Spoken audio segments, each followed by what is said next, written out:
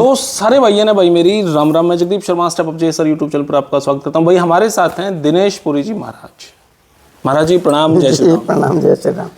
कैसे महाराज जी? बिल्कुल आनंद में, मौज में, कुशल पूर्वक। विषय तो महाराज जी जब से आपके साथ जुड़ा हूँ, अध्यात्म को लेकर इतने विषय हैं तो मैं सोचूं कितनी जल्दी कितनी वीडियो बनाऊं, लेकिन फिर मैं सोचता हूं भाई सभी चीज़ मैं नहीं कवर कर पा रहा हूं।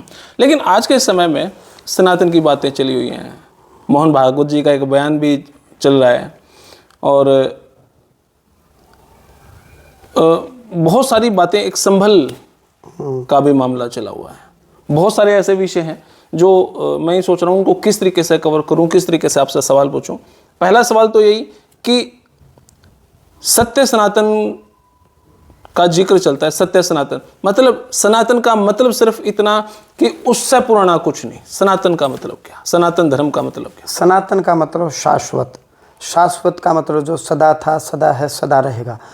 जीवन तभी रहेगा जब सूर्य रहेंगे, चंद्रमा रहेंगे, जल रहेगा, पृथ्वी रहेगी, अग्नि रहेगी, वायु रहेगी। जब पांचों तत्व रहेंगे तो इन पांचों तत्वों की जो तन मात्राएँ हैं, जैसे पृथ्वी की तन्मात्रा गंध है, जल की रस है, अग्नि का तेज है, वायु का स्पंदन स्पर्श और आकाश तत्व का शब्द, तो ये पांचों तन्मात्राएं, पांचों तत्व मिलके ही कोई भी जीवन बनता है। जीवन जब बनता है तो कानून या संविधान की, एक प्रकृति का कानून होता है, नेचर का लॉ होता है, और एक भौतिक कानून होता है कि ये क्राइम करोगे तो ये धारा लगेगी, ऐसा करोगे तो, और एक प्रकृति का कानून होता है। उसमें जब हम कहते हैं पेड़ पौधे लगाओ और जल को प्रदूषित मत करो, भूमि को प्रदूषित मत करो, क्योंकि नेचर अपने हिसाब से चलती है। तो इस प्रकार से जो कानून नेचर के नहीं, जो हमारे और आपके बनाए, और कुछ कानून नेचर के बनाए और कुछ दोनों का आपस में इंटर कम्युनिकेशन बनाया, तो जो कानून उस समय बनाए गए थे उनको हम सनातन कहते हैं कि ये करोगे तो ये मिलेगा, ये करोगे तो ये मिलेगा। ऐसा आपने नहीं किया तो प्रकृति अपने हिसाब से ऋण वसूल करेगी, तो वो सनातन है। और जहाँ वो लिखे गए हैं, वेद बोला गया है, 4 वेद, 6 शास्त्र, 18 महापुराण, फिर कुछ 18 उपपुराण, और फिर करीबन आप ये मान करके चलो उपनिषद 108 उपनिषद हैं, जिसमें मुख्य 12 उपनिषद आते हैं जो आजकल प्रचलन में चल रहे हैं। तो ये सनातन है। कितनी बड़ी इसके पीछे मतलब सनातन का जोड़ हमारी 5 जो पृथ्वी जल अग्नि वायु आकाश है, उनसे संबंध हमारे सनातन का है। एक तत्व भी यदि बिगड़ गया तो जीवन चल ही नहीं सकता। अग्नि तत्व निकाल दीजिए तो भी जीवन नहीं चलेगा, वायु निकाल दीजिए तो भी नहीं चलेगा, पृथ्वी तत्व निकल गया तो भी जीवन नहीं चलेगा। पांचों तत्व जब बैलेंस होंगे, तालमेल होगा, तो ही जीवन होगा, तो ही प्राण होंगे। केवल अग्नि बढ़ गई संसार में तो भी समस्या है, जल तत्व बढ़ गया तो सब कुछ जलमग्न हो जाएगा।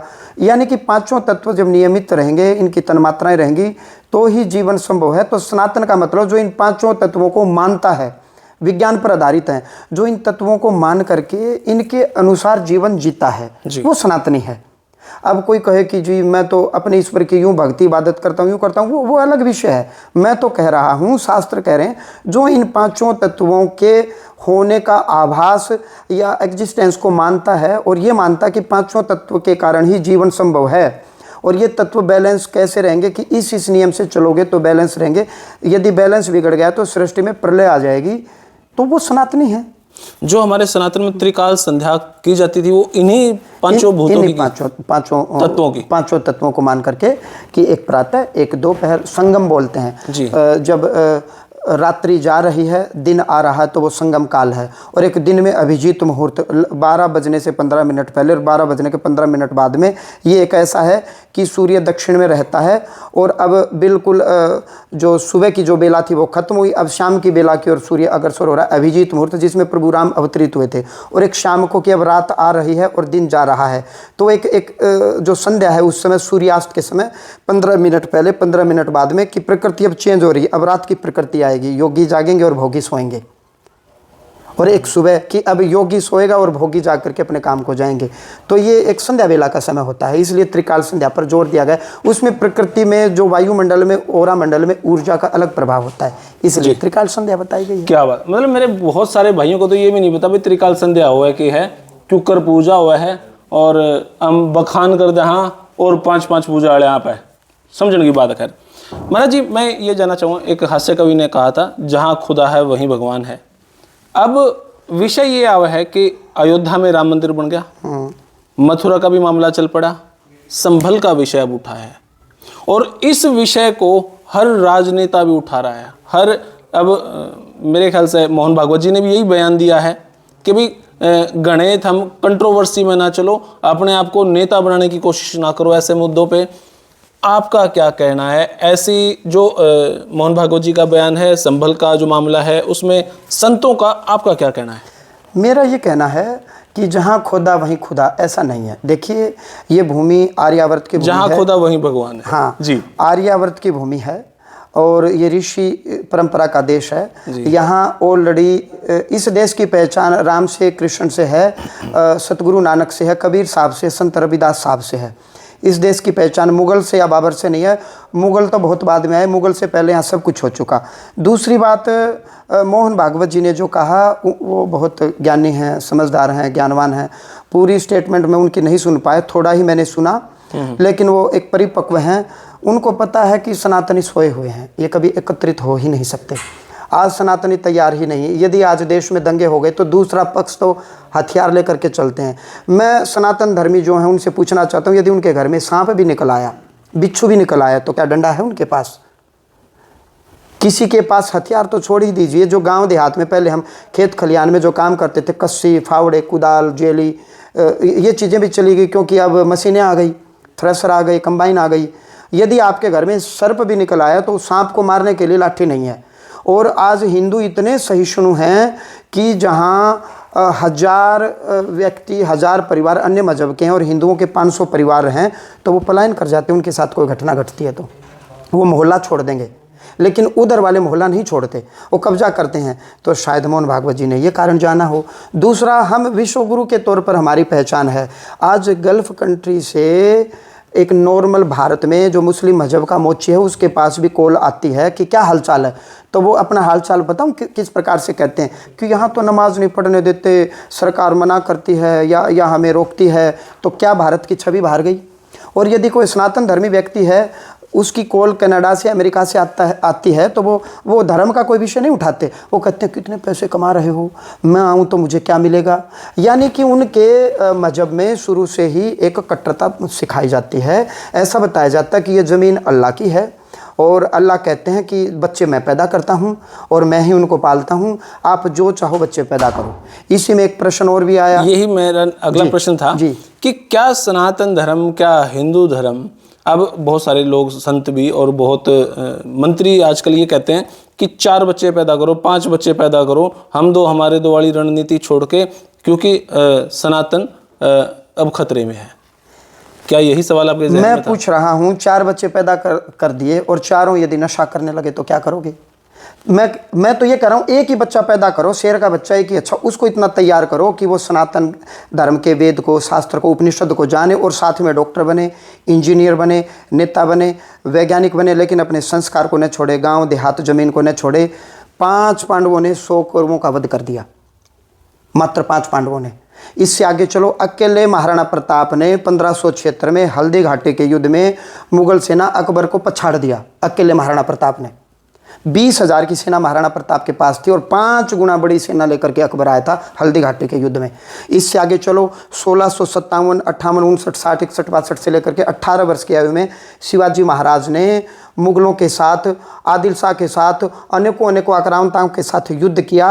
अकेले गुरु गोविंद सिंह जी ने युद्ध किया, जबकि गुरु गोविंद सिंह जी से तो चला कि मैं बाज के साथ चिड़िया को लड़ाऊंगा और तब गुरु गोविंद सिंह जी नाम कहलाऊंगा। कि मैं अकेला हूं या मेरे 5 प्यारे हैं या मेरी सेना बहुत छोटी है तो भी हमें उत्साह और जोर इतना है। क्योंकि उन गुरुओं के भीतर अंदर में सत्यचित्त और आनंद था। सनातन कूट कूट करके भरा हुआ था। हम 4 पैदा करेंगे, वो 400 पैदा करेंगे। आप 4 शादियां नहीं कर सकते। हिंदू मैरिज एक्ट के अनुसार दूसरा विवाह करते जेल होगी। वो तो 4 शादियां करेंगे या 40 विवाह करेंगे और 400 बच्चा पैदा कर देंगे तो देश में संसाधन तो खत्म हो ही जाएंगे। सबसे पहले तो जनसंख्या कानून आए इस देश में। दूसरा, हिंदू चाहे एक ही बच्चा पैदा करे लेकिन उसको इतना अच्छे से तैयार करे कि जहाँ 5 पांडव हैं उधर 100 कौरव हैं और कौरवों की सेना 18 अक्षौणी सेना और ये यहाँ इधर 11 अक्षौणी सेना भी लगभग डबल और भाई भी 20 गुना ज़्यादा। 20 गुना ज़्यादा। तो भी वो जीत गए। रावण और रावण की सेना नरंतकाया, पाताल से राक्षस बुलाए, हजारों हजारों की सेना केवल राम और लक्ष्मण दोनों भाइयों ने मिलकर के रावण की इतनी बड़ी सेना उनके घर में, उनके किले में जाकर के उनको ललकारा और समूल उनका नाश कर दिया। तो मोहन भागवत जी को तो पता है कि सनातन धर्मी तैयार नहीं है। सनातन धर्मी के पास तो छोटा सा 2 फीट का डंडा भी नहीं है। यदि घर में सर्प निकल आया तो वो तो चप्पल ढूंढते हैं। तो शस्त्र और शास्त्र, मैं ये कह रहा हूँ आत्मरक्षा में, यदि कोई पागल कुत्ता काटे, यदि घर में सर्प निकल आया, अरे अपने बचाव में कम से कम एक घर में एक लाठी एक डंडा तो रखना चाहिए। कोई पागल आवारा पशु आ गया, उससे आप रक्षा कैसे करोगे? आत्मरक्षा में घर में सर्प बिच्छू आ गया तो घर में कम से कम एक 4-5 फीट का एक डंडा आत्मरक्षा में रखो। मैं ये नहीं कह रहा प्रहार करो। दुर्गा माँ के हाथ में फूल भी है और तलवार भी है, शिव जी के हाथ में आशीर्वाद भी है और त्रिशूल भी है, हनुमान जी का एक हाथ यूं है वरद मुद्रा में, आशीर्वाद की मुद्रा में, एक हाथ में गदा है। हमारे देवी देवता हमें कह रहे हैं ज्ञान, शस्त्र और शास्त्र, आत्मरक्षा में ये चीज़ें जरूरी हैं। तो मोहन भागवत जी ने सदैव हुई बात कही है, सटीक बात कही है कि अभी ये मुद्दा इस प्रकार से उठाने का नहीं, हमारी छवि बिगड़ेगी। क्योंकि इनके पास जब भी कोई कॉल आती है तो सबसे पहले कहेंगे नमाज नहीं पढ़ने देते, हमारी मस्जिदों को तोड़ रहे हैं। मैं कह रहा हूँ देश संविधान से चलेगा। मेरे बाप दादा के समय में मेरे मंदिर पर कब्जा हो गया तो क्या मेरी आस्था नहीं है? क्या मेरा दिल नहीं दुखता होगा जब मैं वहाँ से गुजरता हूँ और मेरे मंदिर की दीवार जो की त्यों है, उस मंदिर की दीवार पर भगवान की तस्वीर है, पिलर पर तस्वीर है और ऊपर केवल एक मीनार बना दी?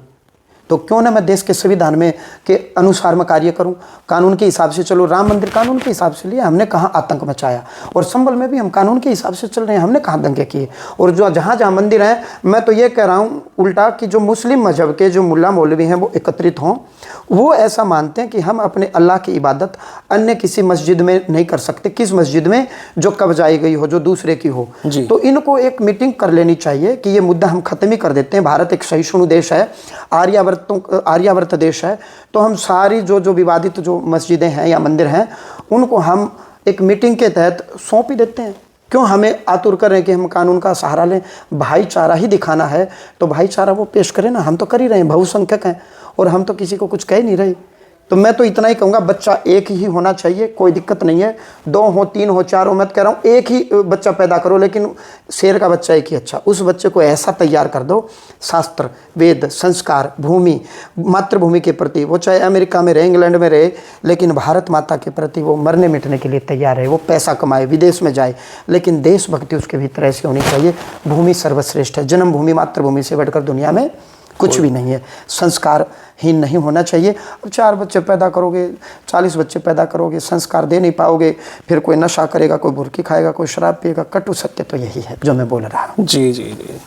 तो भाई ये हमारे दिनेश पुरी जी महाराज, हालांकि मन मेरा अध्यात्म की तरफ ज़्यादा होता है, लेकिन ये विषय चले हुए थे महाराज। मैंने सोचा आपसे इन विषयों पर बात की जाए, सत्य सनातन पर बात की जाए, संभल के पर बात की जाए। और हर व्यक्ति, चाहे वो संत भी है, चाहे वो नेता भी है, राम मंदिर, मथुरा, संभल, इनको उठाकर वो एक बड़ा अपना समाज सेवी बनने की कोशिश करता है। मैंने सोचा इन सब विषयों पर आपसे बात की जाए। नहीं, इसको इस नज़रिए से देखो जी। कोई भी ऑर्गेनाइजेशन या कोई भी नेता छोटे से ही तो बड़ा बनता है ना जी। यदि किसी ने बात उठा भी दी तो उसके तत्व को समझना होगा, मूल को समझना होगा। यदि वो हिंसा नहीं कर रहा, यदि वो कानून के हिसाब से मांग कर रहा है, तो बुराई क्या है? मेरे बाप दादा की ज़मीन पर किसी आतताई आक्रांता ने कब्जा कर लिया। उस समय जोर नहीं चला, कानून नहीं था, या देश का संविधान ने इजाज़त नहीं दी, या बलपूर्वक कर लिया। आक्रांता आए और बलपूर्वक उन्होंने यहाँ लूटपाट की और कब्जा कर लिया। आज तो बाबा साहब अम्बेडकर का कानून है देश में, तो क्या मैं कानून के हिसाब से न्यायालय में नहीं जा सकता? मेरे से वो हक और अधिकार भी आप छीन रहे हो। क्या मैं ये ना कहूँ कि ये मंदिर हमारा था, आज ये मीनार बना दी गई, तो इसमें बुराई क्या है? मैंने कब हिंसा की? काले कोट वाले जो वकील बैठे हैं, मैं उनके माध्यम से क्या कोर्ट में दरख्वास्त नहीं दे सकता? और वही राम मंदिर के मामले में हुआ है। यदि बलपूर्वक छीनते तो बहुसंख्यक हैं, 2 मिनट में मुंह के ऊपर थप्पड़ मार करके हम ये काम कर लेते, लेकिन नहीं, हमने संस्कार का परिचय दिया, हमने न्यायालय के थ्रू जजमेंट लिए, ताकि विश्व ये ना कह सके कि हिंदू आतताई हैं, आक्रांता हैं, अत्याचारी हैं। जिस तरह के बांग्लादेश में चल रहा है। हाँ, देख लो आप, वहाँ करो ना ये चीज़ें। नहीं हो रही। हिंदू वहाँ से पलायन कर रहे हैं, अफगानिस्तान से पलायन कर गए, इंडोनेशिया से पलायन कर गए, हर जगह से। नेपाल हिंदू राष्ट्र था, उसको ख़त्म कर दिया। तो मैं कह रहा हूँ हिंदू किस बिल में जा कर के छिपे, बता तो दो। अगली वीडियो हम बनाएंगे। मैं थोड़ा सा मुझे समय दें, आज आपने भी कहीं जाना है, मैं भी बिजी हूँ। जा हरवीर गोगा जी महाराज के बारे में कुछ लोग कहते हैं मुस्लिम है, मैं आपको प्रमाण सहित गोगा पुराण से बताऊंगा कि ये कौन है, क्या है, इसके पीछे की सच्चाई क्या है। और वीडियो बनाएंगे हमारे गुरुग्राम में जो देवी माँ, जो कुल देवी हैं, या बेरी वाली जो माता हैं, या बनभोरी वाली माता है, या पाथरी देवी में जो देवी माँ है, इनका वास्तव में इतिहास क्या है, क्या ये पौराणिक हैं, क्या शास्त्र में इनका वर्णन है, क्या इनको पूजना चाहिए, हाँ क्या इनकी पूजा करनी चाहिए या नहीं करनी चाहिए, वो भी मैं आपको शास्त्र सम्मत बताऊंगा। तो इस प्रकार से कुछ एक वीडियो हम बनाएंगे। और एक विषय और आज चल रहा है, महर्षि वाल्मीकि का जो समाज है, डीएससी जो समाज है, जी जी जी, एक वीडियो हम उस पर प्रमाण सहित बताऊंगा कि ये डीएससी समाज कहाँ से चला, क्या इसका इतिहास है, इसको हम विस्तार से विस्तृत जानकारी देंगे। जी जी, और दर्शकों तक ये जानकारियाँ पहुँचनी चाहिए। जी, बहुत बहुत शुक्रिया महाराज, जय श्री राम। तो भाई हमारे दिनेश पुरी जी महाराज, आज ऐसे विषय पर चर्चा हुई जो राजनीतिक भी था और जरूरी भी था। तो आप ऐसे विषयों को किस नज़रिए से देखो, कमेंट बॉक्स में अपने राय दें। तब तक के लिए धन्यवाद। हिंद भारत माता की जय। Thank you.